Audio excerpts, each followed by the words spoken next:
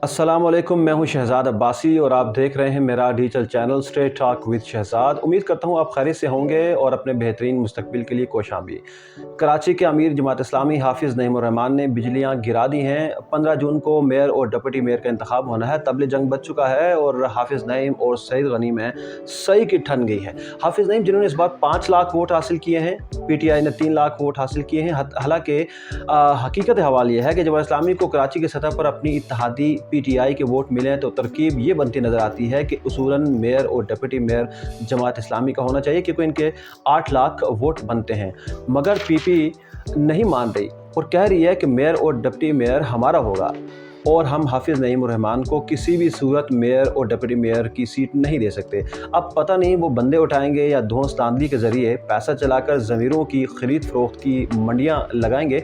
हाफिज़ Naeem Rahman issue based politics पर यकीन रखते हैं। हाफिज़ नईम रहमान काफ़ी अरसे से एक्सटेंसिव कैंपेन चला रहे हैं, जिस मतानत, दयानत और अखलास के साथ वो काम कर रहे हैं, लगता है कि वो कराची के हुकूक़ की बात करते हैं, उसी के लिए खड़े नज़र आते हैं। वो अपनी मिसाल आप है। इन्होंने हर मकतब फ़िक्र के लोगों को अपने साथ मिला लिया है।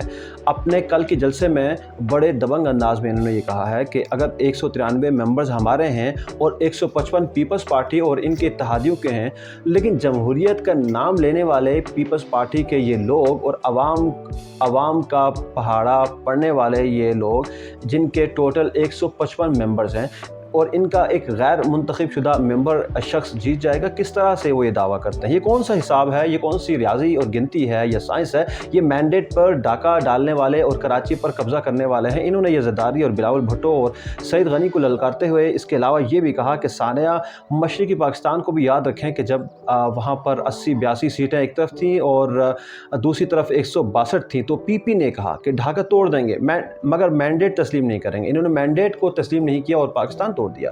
और ये अयूब को डैडी कहते थे। ये जो डिक्टेटर अयूब थे उनको अपने डैडी कहते थे। आपने तो मादरे मिल्लत को हराया था, उनके मुकाबले में एक डिक्टेटर को जिताया था। आपने सिंध से मोहम्मद जान खान अब्बासी को भी उठाया था, लेकिन मैंडेट को तस्लीम नहीं किया था। आपने हमेशा कब्ज़ा माफिया का साथ दिया है, कब्ज़ा माफिया बन के दिखाया है। हाफिज़ नईम कहते हैं कि इस वक्त डिफेक्शन लॉ है। PTI का जो मेंबर हमें वोट नहीं देगा वो सीट से भी जाएगा और इसी तरह से अपनी पार्टी से भी जाएगा, क्योंकि अब डिफेक्टो लॉ चल रहा है और वो चेयरमैनशिप भी नहीं मिलेगी इसको और वो किसी काम का नहीं रहेगा। अच्छा, ये बातें तो जो हमने की हैं ये हाफिज़ साहब ने खुद की हैं, उनकी ज़बानी हमने आपको बताई हैं, लेकिन इस पर सईद गनी भी ये खबर है कि वो खूब ताबक तोड़ प्रेस कॉन्फ्रेंस कर रहे हैं और जमात इस्लामी पर इल्ज़ाम तलाशियाँ कर रहे हैं और मुख्तलिफ़ चीज़ें सामने लेके आ रहे हैं। नाज़रीन, मैं आपको एक खाका पेश करता हूं और कराची के हुकूक के दावेदार दोनों जमातों की कारकर्दगी की बुनियाद पर एक कंपैरिजन मैं आपको दिखाता हूं। मैंने कुछ कंपैरिजन रखा है। इसमें अगर हम सबसे पहले फंडामेंटल्स एंड वैल्यूज़ की बात करें तो इसमें नारे की अगर हम बात करें तो इसमें पीपल्स पार्टी का जो नारा है वो रोटी, कपड़ा और मकान है। जमात इस्लामी जो है वो अलखिदमत की बात करती है, पीमा और फीमा की बात करती है, दुनिया के कई ममालिक के अंदर अपने तहरीक की मौजूदगी की बात करती है। इसी तरह से वो बात करती है कि हमारा एक मुस्बत किरदार मौजूद है। अगर हम इसी फंडामेंटल वैल्यूज़ में अगर हम बात करें वजह शोहरत की कि किस पार्टी की क्या वजह शोहरत है, तो पीपल्स पार्टी में हमें जो वजह शोहरत नज़र आती है वो बहुत सारी शोहरतें होंगी, लेकिन एक बड़ी शोहरत जो है उनकी वो मशरक़ी पाकिस्तान यानी इधर हम उधर तुम की शोहरत नज़र आती है। और जमात इस्लामी वाले क्लेम करते हैं कि हमारे पास अब्दुल-सत्तार अफ़ानी है और नेमतुल्ला खान एडवोकेट है। कुछ लोग उन पर यह भी इल्ज़ाम लगाते हैं कि पाकिस्तान जो है वो बनने की मुखालफत भी करते रहे हैं। अब बहरहाल अगर हम पॉलिटिकल जो एजेंडा है उसकी बात करें तो हमें जो पीपल्स पार्टी है उसके अंदर एक ही प्रोजेक्ट नज़र आता है और वो है बेनज़ीर इनकम सपोर्ट प्रोग्राम, और उसके अंदर भी हमें एक अजब करप्शन की गज़ब कहानी नज़र आती है।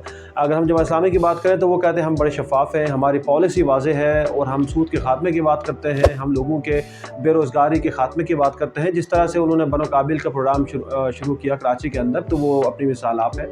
अच्छा, पार्टी स्ट्रक्चर की अगर हम बात करें तो जो स्ट्रक्चर इस तरह का है कि भुट्टो साहब थे, फिर जरदारी साहब थे और फिर बिलावल भुट्टो साहब हैं। जबकि जमात इस्लामी ये कहती है कि हमारा जो अमीर जमात इस्लामी पाकिस्तान है और जो UC का नाज़िम है वो सब एक इलेक्टोरल प्रोसेस के थ्रू ऊपर आते हैं, और वो ये कहते हैं कि हमारा वो क्लेम करते हैं कि मौलाना मौदूदी और सिराजुल हक के दरमियान कोई रिश्ता नहीं है और ये अलग अलग लोग हैं, अलग अलग कबाइल से हैं और जमात इस्लामी के अमीर बने हैं।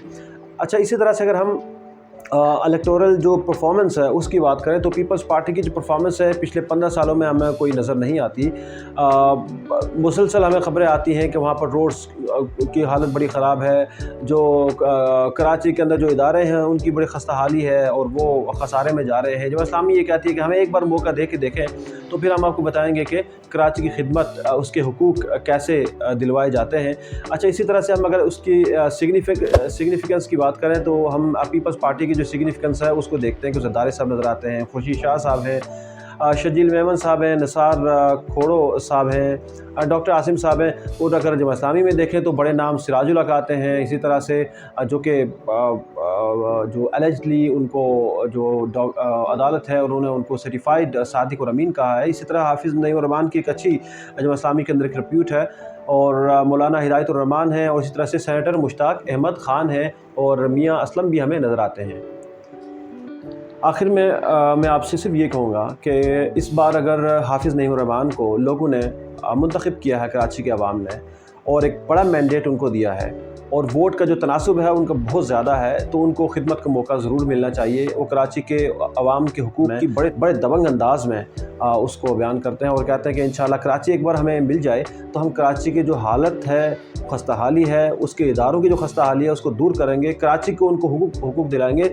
और कराची की जो सूरत हाल ये है कि कराची इस वक्त पाकिस्तान के जो 65% जो रेवेन्यू है उसको जनरेट कर रहा है। पाकिस्तान के अंदर जो कराची है, ये कराची पाकिस्तान का दिल है।